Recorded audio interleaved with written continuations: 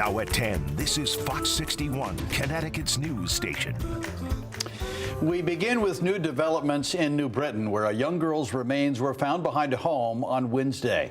Thanks for joining us for the Fox 61 News at 10. I'm Brent Harden. And I'm Sarah Sanchez. The girl's mother and aunt are in jail tonight, and we've just learned the mother's boyfriend has also been arrested. We have team coverage tonight. Fox 61's Valerie Moravi spoke with the girl's grandparents, but we start with Tim Latow, who walks us through the new information now coming from New Britain Police. Investigators have revealed disturbing new details about the death of Jacqueline Mimi Torres Garcia, saying that she suffered from physical abuse and malnourishment. Police say it came at the hands of her mother, her aunt, and the mother's boyfriend. The initial reports were that someone was in the rear of the property dropping off items to include that storage bin.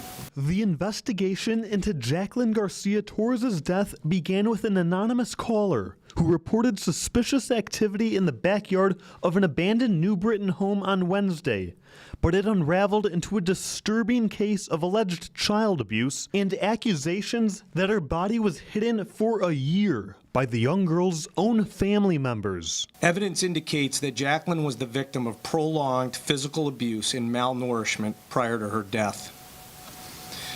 It is also believed that following her death, Jacqueline's body was kept in the family's basement and subsequently moved when the family relocated from Farmington in March of 2025. Police say Jacqueline likely died in fall of 2024, and she would have been 11 years old at the time. Jacqueline's mother, Carla Garcia, was arrested Sunday night and is being held on a $5 million bond for murder, tampering of physical evidence, unlawful restraint, and other charges. The mother's sister, Jacqueline Garcia, was also arrested and is being held on a $1 million bond for cruelty to a child. Police took the mother's boyfriend, Jonathan Nanita, into custody late Monday night. The people standing behind me have been working since this call came in nonstop, 24/7.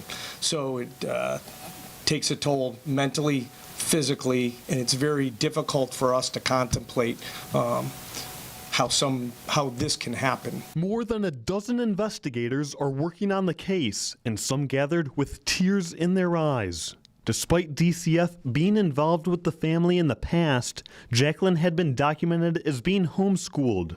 Police say that made it difficult for the community to realize she was missing, and it makes that anonymous call all the more valuable. I want to thank the initial caller for speaking up, for having the courage to say something. Without that initial call, no one can say for certain where we would be at this point in time. DCF says it has started to review its history with the family and that Jacqueline's siblings are safe and are together in state custody. The mother and aunt are expected in Litchfield County Court on Tuesday. In New Britain, Tim Latow, Fox 61.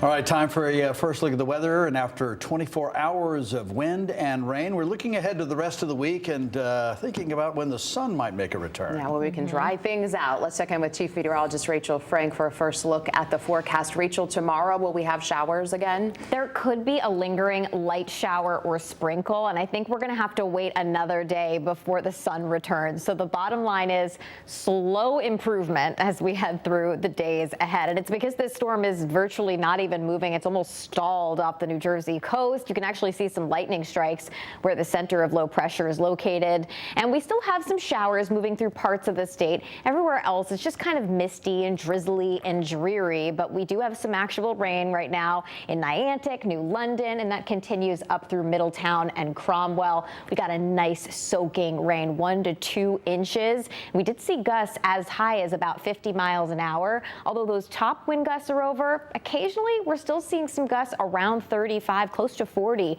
miles per hour. So I wouldn't be too worried about outages as we head through the overnight hours. However, there could still be a few anytime you get some gusty winds this time of year with the leaves on the trees. And notice as we head through the next 12 hours, the winds do slowly diminish, but not in any big hurry. So I do think it remains breezy into the day tomorrow and likely breezy through Thursday before we can finally get the wind to calm down.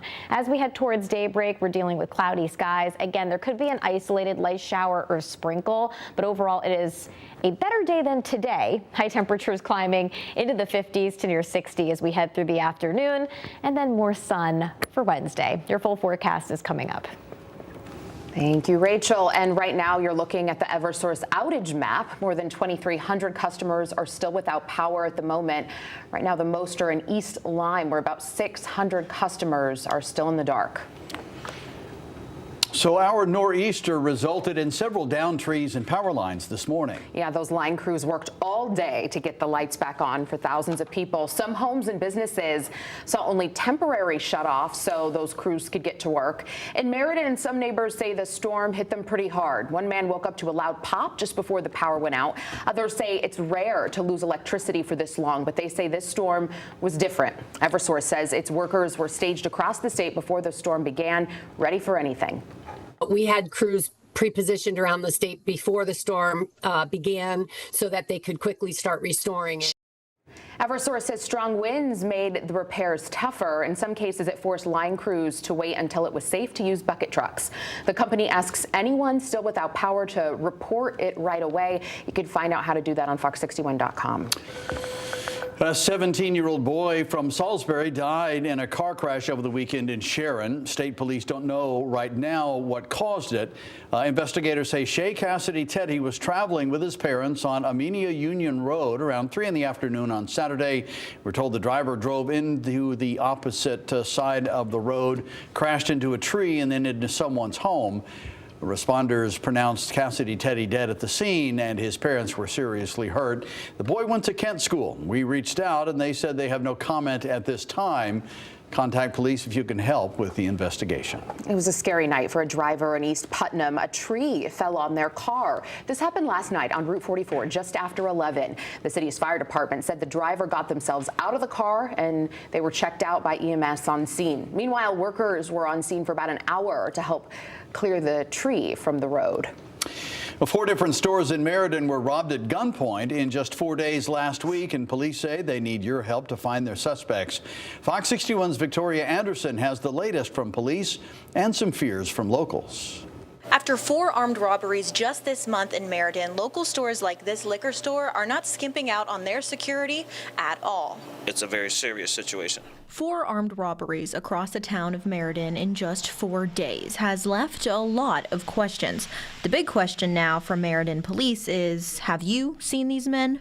Police say the man in the white mask robbed 2 gas stations at gunpoint, while the man in the black mask did the same at 2 pizza restaurants in town. We're very on alert just to make sure nothing like that happens over here. Local liquor store owner Eunice Tavares says store safety isn't a game to him, especially now. We put cameras all over the building, all the way around, and cameras inside the store as well. Not just one, count it 15 cameras keep an eye outside and in, but now they stand watch for masked men. Everybody is talking about it, just not business owners. I think everybody in the town, in the city is talking about it. It's all over social media. Police say any suspicious behavior should be reported swiftly but safely to police. Tips like clothing, car descriptions, or license plate numbers are key to getting answers for these stores. I hope to see justice. And justice for the men and women behind the counter. Have a great day.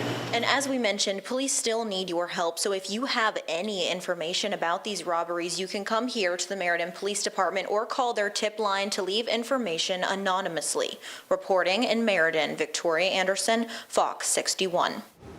The dog is safe and dry after New Haven officials say it was left out in the rain. It was left abandoned and tied up. You can see it there in the photo. The city's animal shelter tells us the dog was found in the pouring rain without shelter, and they didn't say where they found the dog, though, or if it was hurt. They're asking anyone who can help with their investigation to come forward.